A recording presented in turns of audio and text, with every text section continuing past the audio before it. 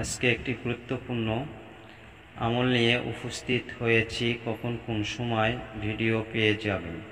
প্রথমে আয়াতটি শুনে নিন। আল্লাযিনা আমানু ওয়া হাজারু ওয়া জাহাদু ফি সাবিলিল্লাহি বিআমওয়ালিহিম ওয়া আনফুসিহিম মুজারাদাতান লিল্লাহি ওয়া উলাইকা হুমুল ফাইজুন।